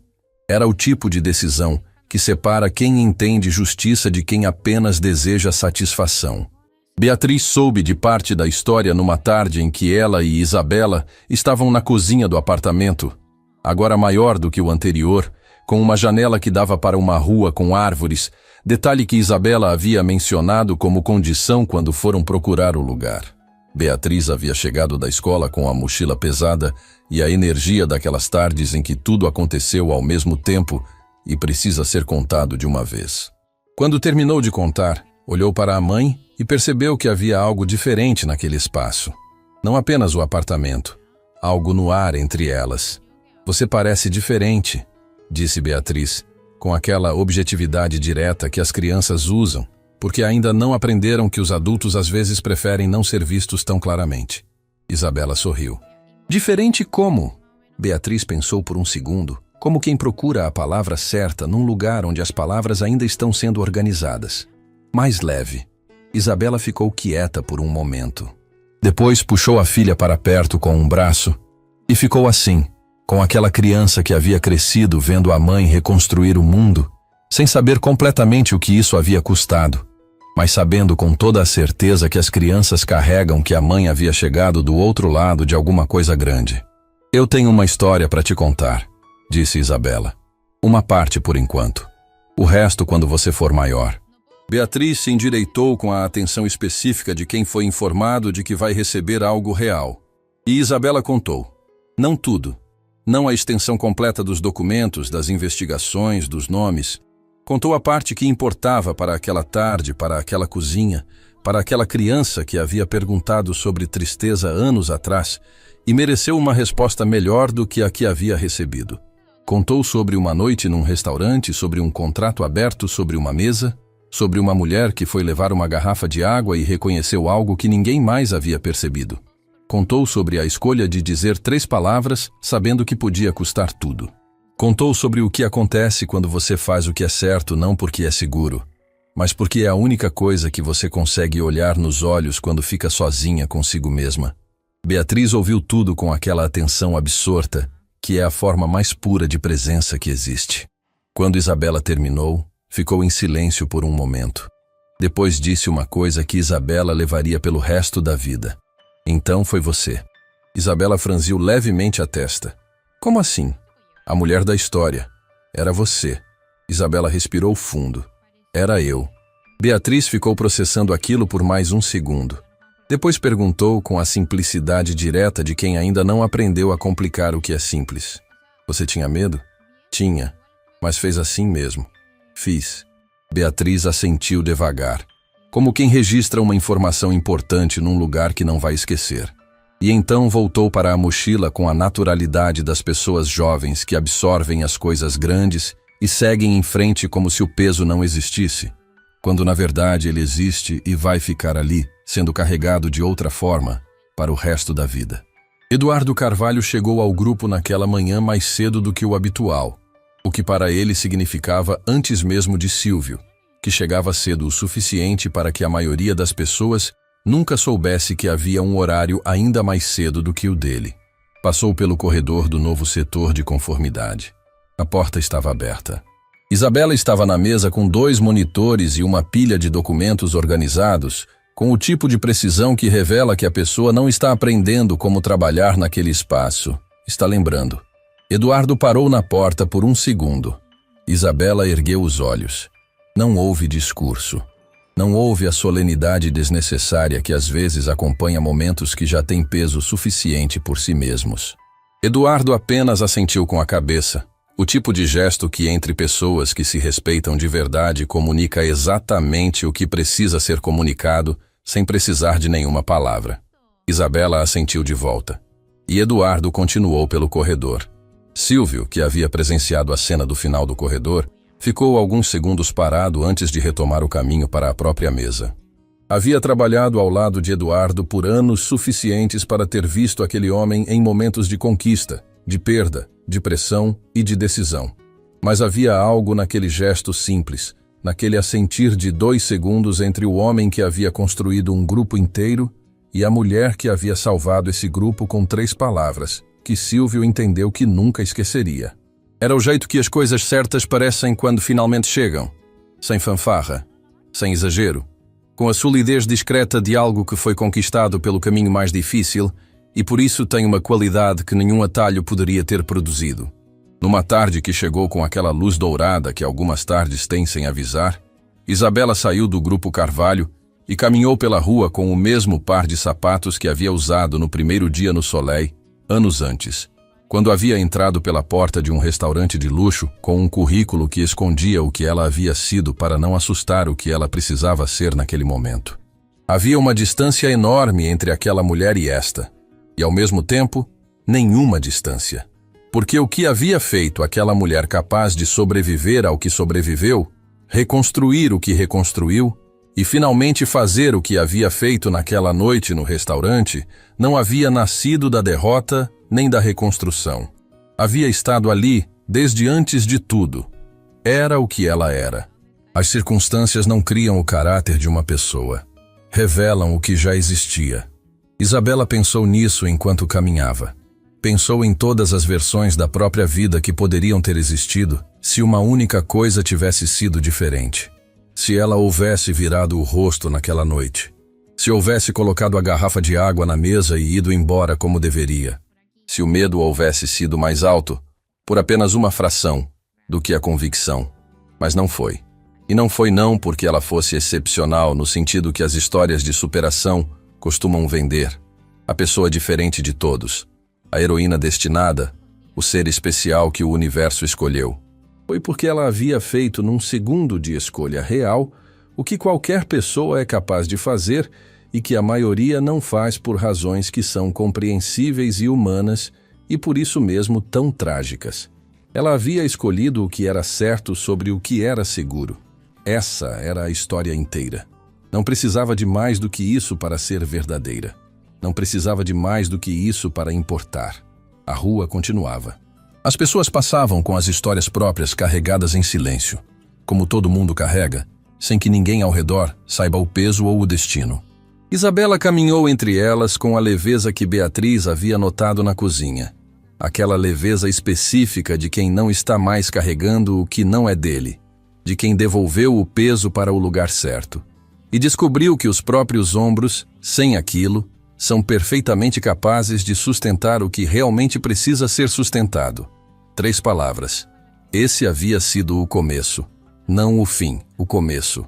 Porque o que aquelas 3 palavras haviam posto em movimento era maior do que uma noite, maior do que um contrato, maior do que um grupo empresarial salvo, ou uma carreira restituída, ou uma investigação aberta.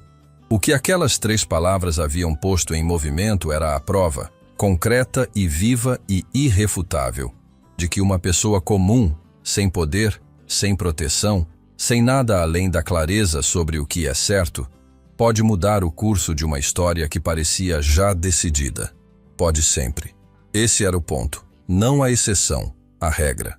E Isabela Fontes, que havia começado aquela história servindo água numa noite que parecia como todas as outras, caminhou em direção ao que vinha a seguir com a consciência tranquila e inabalável de quem sabe, com todo o próprio corpo, que fez o que precisava ser feito. Não por recompensa, não por reconhecimento, porque era a única pessoa que ela sabia ser. E isso, no fim, havia sido suficiente para mudar tudo.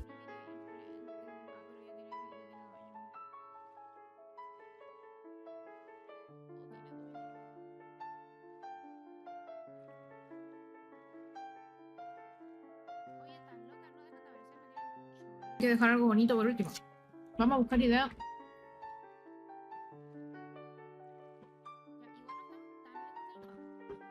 Christmas make my feet from here in Hollywood.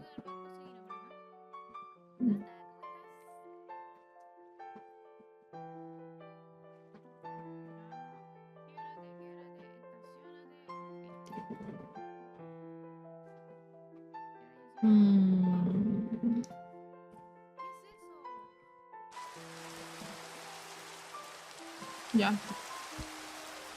¿Por qué estoy acá? La verdad que estaba acá yo. ¿Cuánta gente queda? Bueno, es que igual llevo caleta. A ver qué dice. Pero un arquitecto no sabe ciudad. Wow. La me da pega si hacer todo esto. Bueno, parece que las misiones diarias hoy día no las vamos a hacer. ¿Por qué? Porque no sé cómo se hacen. No sé dónde se hacen, así que hoy día no las vamos a hacer. Hoy día nuestra misión va a ser dejar nuestra casa bonita. Decente. Bonita es un lujo, ¿ok? Y que lo vamos a dejar decente.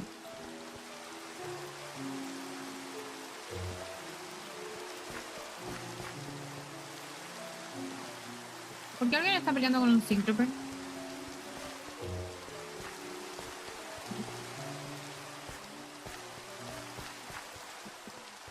Y verdad que ahora podemos picar como imbéciles porque no estamos en el modpack de terror. Construye un castillo. Mira, mira. Yo, como, mira mi skin. Soy Kobeni. Kobeni skin trabajadora. ¡Ay!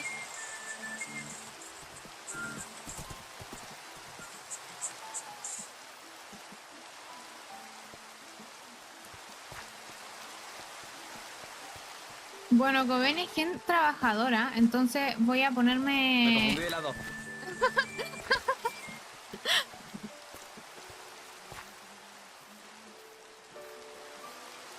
Voy a... Au. Voy a ponerme una cafetería. Pero igual una cafetería grande. No sé qué te parece. Pero primero quiero tener mi humilde casita. Y a raíz de esta casita hacer la cafetería.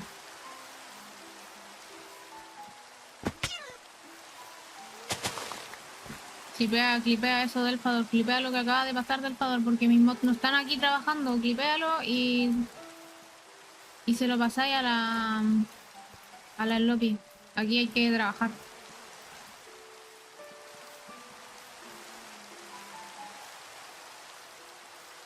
Laburando, pues laburando. Ya.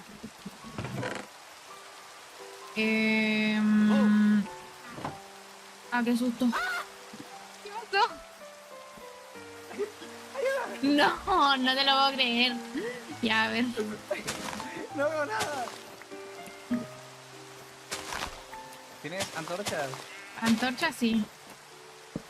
Ponme, por fin. Ahora. Uf, a ver, está complicado. Perdón. Por acá estoy haciendo un... Por aquí, por aquí. ¿Sale por ahí? Sí, sí. Ah, ok, ok. ¿Y eso? ¿No eras tímida? ¿Me ayudas? Sí, pero si viene alguien con caballo a asustarme y que después más encima se cae un hoyo, no sé.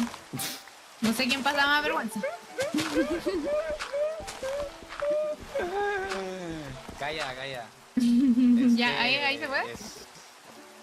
Era parte, es parte del show. Claro, Espérame. parte del streaming. Dios. Pero- ¿De qué te ríes? Nada, no, yo, ¿quién se está riendo? Muchas gracias, viajera. Me has salvado. Adiós, adiós. Porque te voy a dar una recompensa. Dime...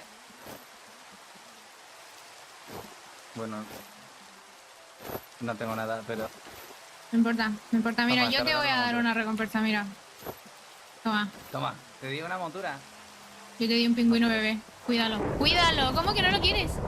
Pero si no te me paso, te agarra... Pero míralo, míralo. Es un pingüino bebé, ¿cómo no lo vas a querer? Ah, bueno, tengo tijeras, tengo un montón de tijeras. Ahí tengo tijeras. Bueno, me voy. Bueno, Listo, sigo mi adiós. camino. Hasta Que vaya luego. bien. Que no te caigas.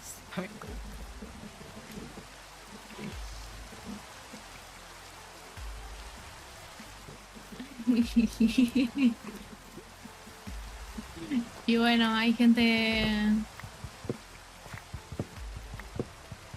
Y gente. Agradezco que no me haya pasado a mí. Lo bueno es que nos salvó un poco, porque nos regaló una montura. Y nos hace bastante falta.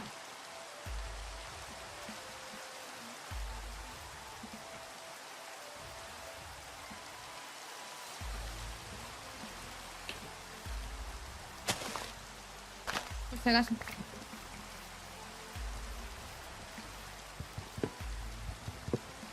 Loco, no me luce. Vamos. Sí, buena onda.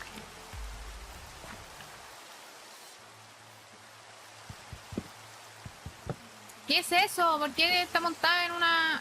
The fuck?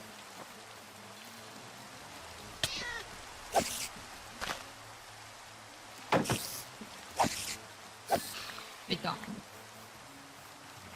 Hola. Dale. Dale.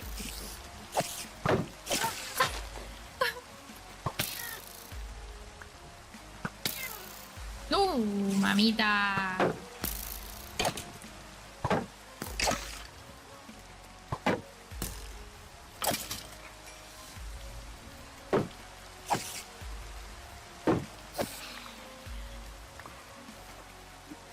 ¿Tengo comida?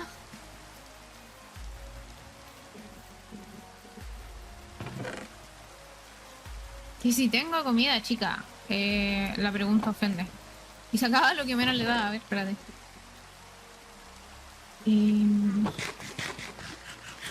¿Estarán viviendo ya?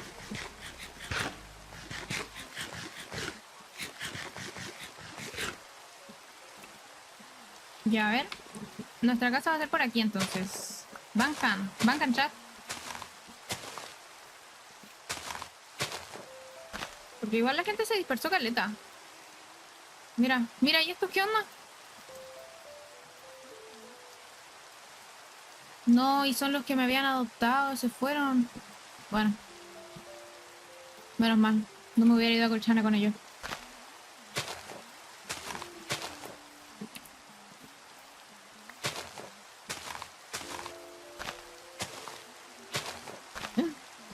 Es que uno tiene que encontrar el spot perfecto, eso es lo que pasa. Y este spot me parece bastante...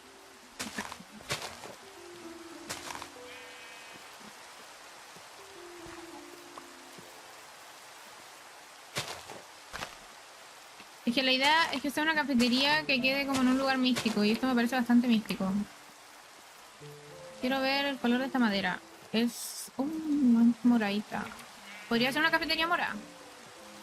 Pero no era la Seonmi, que en paz descanse porque ya no se stream.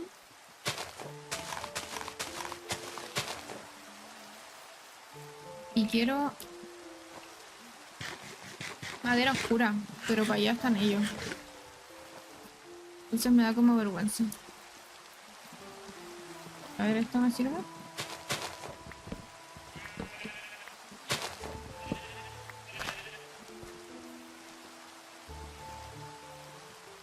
Ah, pero es tronco normal, pues yo quiero el otro que es oscuro. ¿Esto será tronco normal? Ah, no, este es de jungla, este es como naranja, ¿o no? Este es más feo, a ver. No, este es el que quiero. Voy a deforestar.